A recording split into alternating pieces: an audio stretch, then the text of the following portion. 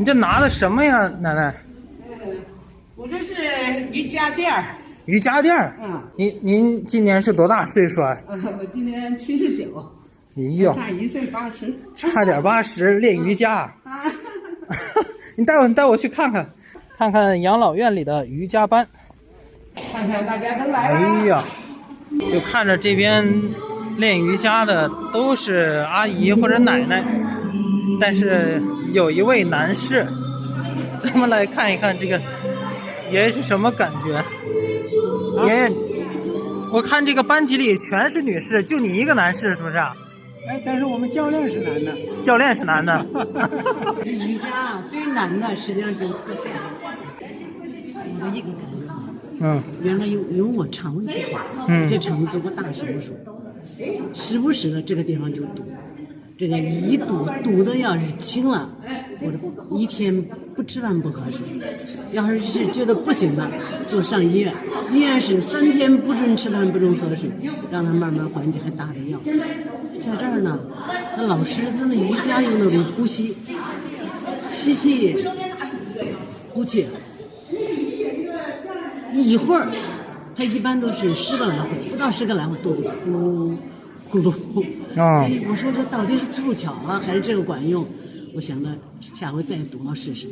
可从练了以后再也没堵过你。刚说完，只有一个男士，只有一位男士，您就来了。我说，刚说这都是女士，就他自己一个男士，这又来作伴了。您是被老伴拽来的还是怎么的？怎么说呢？也可以吧。也可以这么说。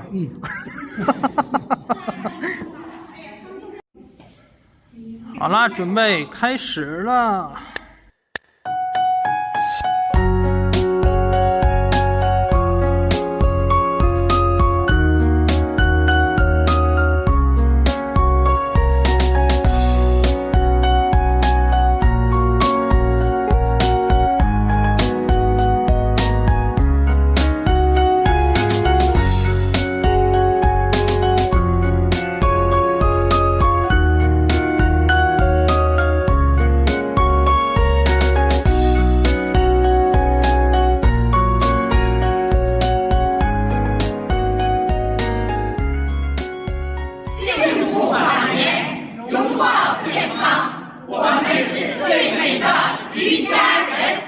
您是老师哈？对，这是那个瑜伽班的老师。是的，拍这个视频呢，也教大家在网上的网友就是几个基本动作，比如说是他们腰不舒服啊，或者是腿不舒服，有没有哪几个动作经常做一做的话，对这个症状有缓解的，能不能？有啊。这个因为这个腰痛涉及到很多种分型但是处理的方法也各有不同。但是所有的腰痛都有一个共同点，就是腹部我们所说的这个在瑜伽里面所说的核心肌群的一个力量的不足，或者说腹肌的力量弱，这个时候造成了一个后侧腰部的这个肌肉负担过重，因为它要承担我们整个身体的这个一个稳定的一个作用，所以我们可以通过腹部肌肉力量的强化来去缓解腰痛，甚至改善消除腰痛。有很多人的腰部疼痛都和腹肌无力有关，这里就是可以带给大家一个呼吸法一个呼吸法的练习，可以很快速的去解决腰痛的问题，适用于很多种这种腰痛的分型。行，您能不能给示范一下？好，就在这里吗？就在这儿吧。好。这种方法呢，通常来讲，我们是取这个站立位将你的双手握空拳，大拇指在内，4指这样攥住握空拳。然后我们要通过这个手去敲击你的腹部，腹部的位置呢，在你的肚脐以下，小腹两侧，然后还有你的侧腰，还有你的后腰然后再配合上我们的呼气的方法，就是深吸一口气，然后一口气发发的音或者发的音什么都可以，但是一定要发出声音来，因为腹肌是我们最大的一个呼气肌。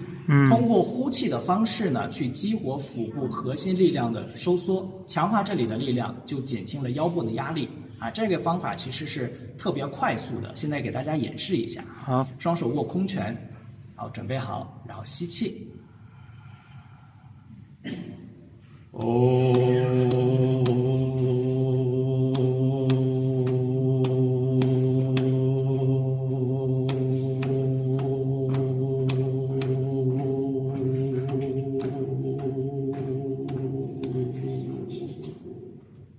好，一口气一直敲击啊，小腹2下，侧腰2下，后腰2下，然后一直中途不要换气，一直到这口气完全吐干净为止。这样的练习可以一次重复5到10组啊，基本上这个腰痛就可以很快得到改善。一天5到10组一次5到10组，一次5到10组。如果一天当中你有时间了，都可以去练习。因为对腹部力量的强化，我们对老年人朋友来说是要求只多不少的。因为现在老年人的这个身体情况都是一个肌肉流失啊，可以说是很严重的一个阶段了哈，所以肌肉力量的不足就会导致骨骼关节上的一些问题。我们要时刻去注意保持自己的身体的一个肌肉的力量，这样才能达到一个身体维持健康的。那这个老年人的话，他这个肌肉，一个是腹部，还有一个是哪边的肌肉需要这个加强锻炼？还有一个就是腿，就是您刚说的那个腿疼的问题。老年人呢，这个腿疼的问题是特别多的，而且女性多于男性。因为有一句话咱讲说是人老先老腿。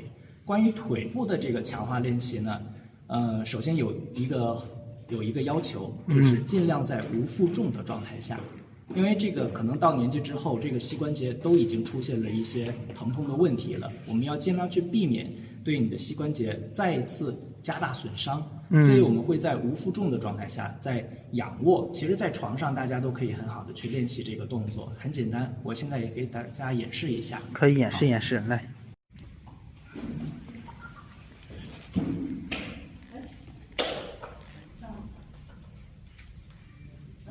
这个体式呢，我们最舒服的姿势就是取仰卧位，在这个床上，或者是你有这个条件躺在瑜伽垫上，双腿就像这个样子，屈膝，脚踩地，然后将你的一条腿伸出来，做勾脚。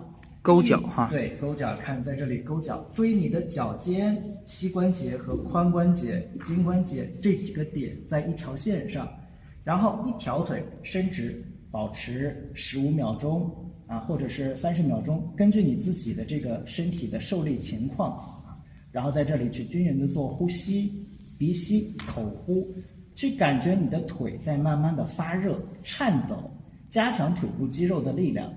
然后一条腿结束之后，再换另一条腿，勾脚这几个4大关节在一条线上，保持这样的正方向一个正位的原则，你就会感觉到大腿内侧的肌肉前偏内侧的肌肉，这里叫股四头肌的内侧肌，这个肌肉对于维持膝关节的稳定有很重要的意义。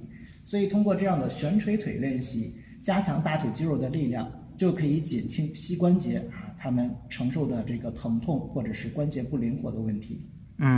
就每天这样做的话是要做多少次啊？这个还是根据自己的这个身体的素质。有的人身体素质好一点的，你可以坚持的久一点。